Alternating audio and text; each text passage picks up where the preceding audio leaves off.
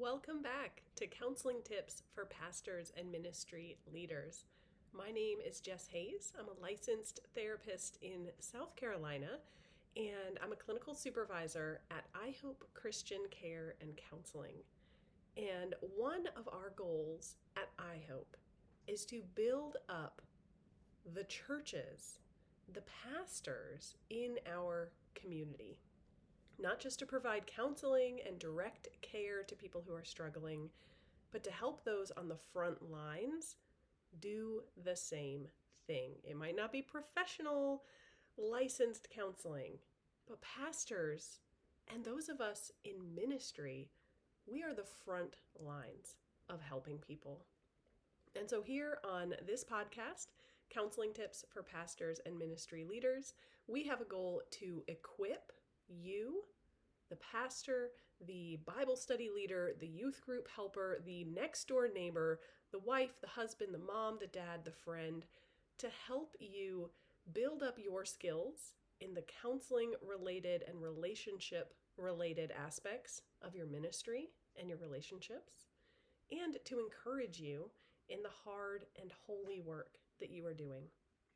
And in today's conversation, we're going to take a look at the topic of sadness, depression, hopelessness.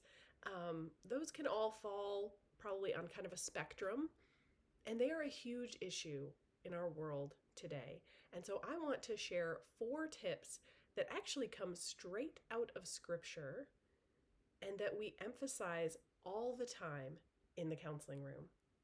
Now, as I do this, I will remind you, this is a podcast hosted by iHope Christian Care and Counseling, and you can learn more about our services, making a donation, because we are a 501c3. You can learn more about our mission or our counselors. All of that is online at ihopeflorence.com.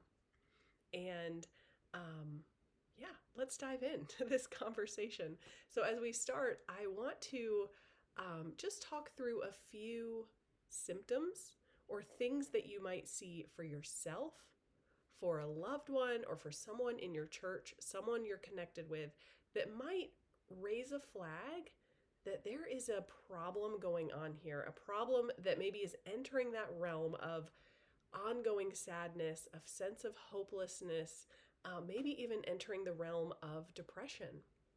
And we do have some earlier episodes on the podcast about depression and suicidality and concerns with that. So I'm not going to hit on that too much. You can scroll back through the feed and see some of those earlier episodes. I will mention right now at the beginning that if you are concerned at that level, that self-harm or suicide, that some sort of safety concern is going on, I would refer you over to the national hotline for suicide prevention. In the United States, you can just dial 988, and that's the mental health crisis line, or you can go online to 988lifeline.org and find a ton of resources on the spot, encouragement and help for suicidal concerns. I want to highlight that right here at the beginning, and I'm sure I'll mention it again at the end as well. But let's take a few minutes before we talk about 4 key priorities and things we can do to help. Again, whether that's ourselves or someone else, it's also helpful to know what to look for.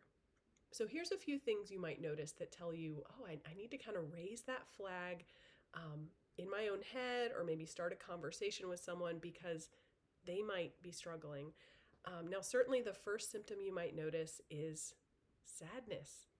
Kind of that, it makes me think of Winnie the Pooh and his friend Eeyore, who's just always kind of down in the dumps, always a little pessimistic, not really very smiley, just that overall atmosphere of sadness and just not quite enjoying things.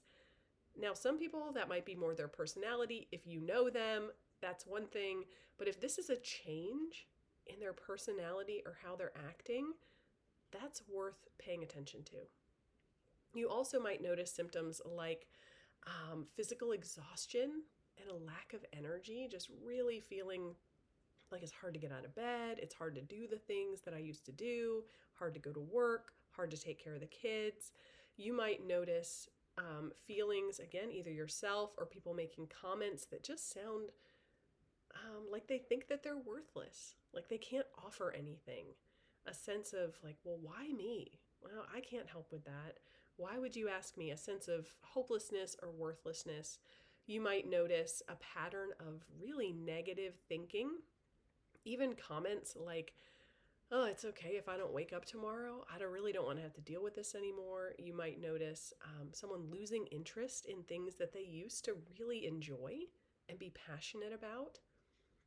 But you also might notice some symptoms like mood swings, outbursts of anger or irritability, increased anxiety, and physical symptoms as well. Trouble sleeping, more headaches or stomach aches, difficulty concentrating and focusing on things.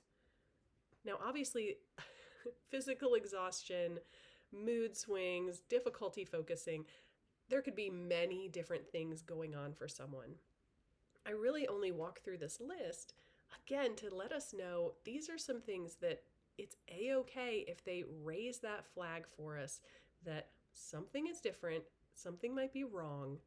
How can I help? That is our Christian duty, our Christian responsibility, and our Christian privilege is to come alongside people who might be struggling and offer help. And then the 4 priorities that are going to be so helpful for you or anyone else who's just really in that season of sadness, hopelessness, just really discouraged maybe. I would encourage you to spend some time reading through, way back in the Old Testament, 1 Kings chapter 19. Now I'm going to pull it up right here on my computer. I'm not going to read it to us. It's an entire chapter. But in this chapter, the prophet Elijah is afraid and running away. So he just had this incredible experience with God, calling down fire, and the false prophets were calling on Baal, and like nothing was happening there. But then Elijah just a little tiny request from God, and there's this huge explosion. Like he's sending down fire, he's soaking up all the water. It's this huge moment with the Lord. And Jezebel wants to kill Elijah as a result. And so in this chapter, he's afraid, he's running for his life. And it says in verse 4, he came to a broom bush. This is the NIV version. He sat down, he prayed that he might die. I've had enough, Lord, he said. Take my life. I'm no better than my ancestors. Now I'll just pause here. If someone comes into your office at church and says, I'm asking God to take my life, I've had enough, I'm no better than my ancestors, consider that a warning sign that suicide is something you need to be concerned about. And so, and I don't laugh a little to take that lightly, but because sometimes we take these really obvious things and we don't want it to mean what we know that it means, and so we pretend that it doesn't. And sometimes we look at the Bible and we think it doesn't really wrestle with the real, deep, true difficulties of life. And yet here we have the prophet Elijah, one of the heroes of the faith, who is very intimate with the Lord, who just saw God doing amazing things, and he's sitting under a tree praying that he would die. This can happen to anyone. Those of us in ministry, those of us we are ministering to, and God does not reject Elijah. He does not lecture Elijah. He does not yell at Elijah. There is no judgment. What God does is he provides 4 things that we, as Christians in people's lives, as pastors, as ministry leaders, we can provide these same 4 things. And as a counselor, these are 4 things that I'm focusing on with people when they come in and they are just feeling totally hopeless and totally discouraged. And the first is that we can focus on helping them be intentional with their physical health. It says there, so he just has this conversation, he lays down and falls asleep, and then God sends an angel to touch him and says, get up and eat. And he does that twice. Get up and eat, and Elijah does. He eats and drinks and lays back down. The Lord comes back, or an angel comes back again, get up and eat. The journey is too much for you. If someone's with you and they're struggling, they're feeling really sad, really hopeless, struggling with depression, check in about their physical health. buy them a meal. Check in about that. Are they drinking enough water? Are they getting enough sleep? Are they eating any food? And hopefully not just junk food, but that's a great, very practical area that we can offer support, and it will help them. Now, after this, Elijah, he continues on this journey. He has a conversation with God. If we look there in verses like 11 to 14, again, this is 1 Kings chapter 19. Elijah is talking with God, and God sends a powerful wind, and God sends an earthquake, and God sends a fire. And after the fire came a gentle whisper.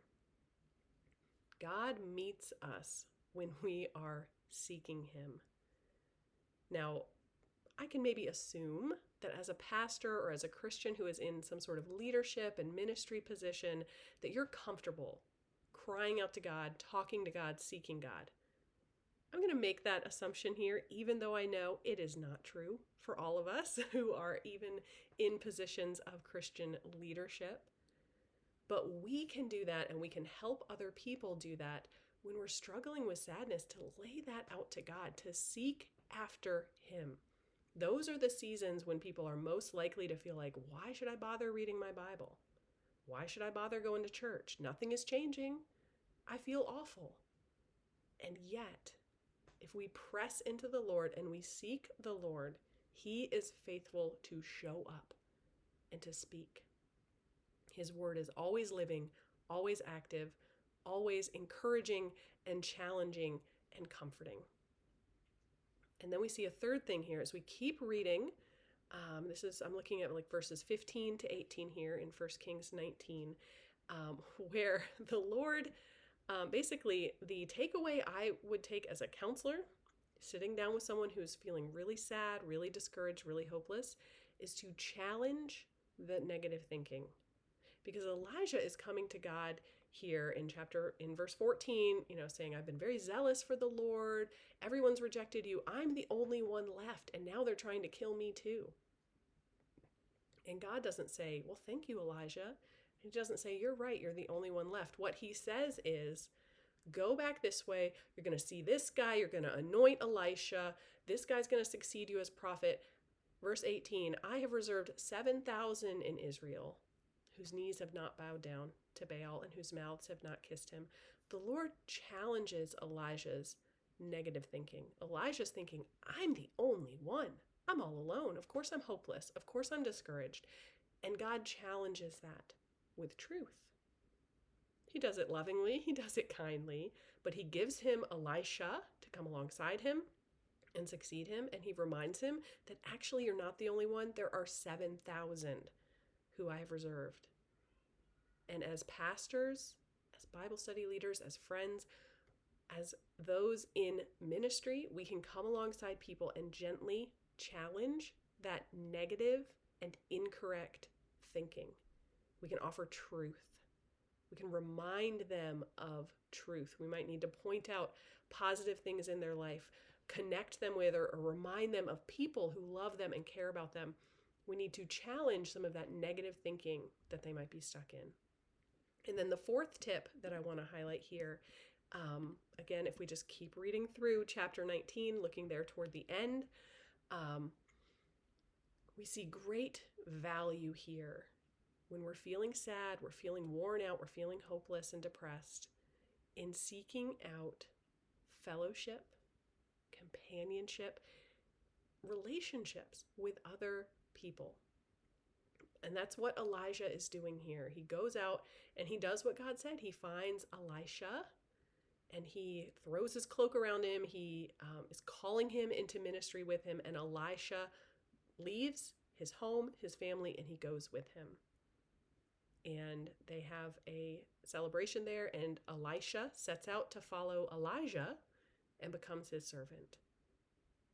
And when you're feeling sad and overwhelmed, when you're counseling someone, sitting down with someone, praying with someone, listening to someone who's feeling really hopeless, really sad, we can do these same 4 things. We can get really practical with them and offer encouragement or help or just check in about their physical health, to eat and drink and sleep and take care of the bodies God has given us. We can help them seek God, to stay faithful in coming to church, in reading the Bible, in praying, even if it feels totally dry and totally empty, seeking God. We can help them challenge the negative thinking or the inaccurate thinking by reminding them of truth and goodness and beauty from the Lord. And that fourth thing there, we can help them seek out fellowship and relationship, connect them with other people, with a small group or with a new friend. Meet them for coffee, check in with them, reach out to them. Relationships are healing and they are powerful. So I hope that these four things are helpful. Again, that's all just coming straight out of 1 Kings chapter 19. And again, Elijah starts that chapter suicidal. He's praying that the Lord will take his life. And I'll remind you again, that number 988 is emergency support for mental health and suicide concerns. Or you can go online to 988lifeline.org and get resources and support right there. Even if it's not all the way to that point of being concerned about suicide, when someone is feeling sad, they're feeling hopeless, they're really struggling, these four things will really help us to come alongside them, to counsel them, encourage them, and help them get through that season. So I hope that this has been a helpful episode. Again, you can learn more about iHope Christian Care and Counseling, our services, both online and in person throughout South Carolina. You can consider making a donation to support this ministry. All of that is at ihopeflorence.com. And make sure to subscribe to the show if you haven't done that yet, because 2 weeks from now, we will have another episode and it'll just pop right up there in your library and you don't even have to think about it. One of the beautiful things about technology. So until then, I will sign off until we talk again for another episode of Counseling Tips for Pastors and Ministry Leaders.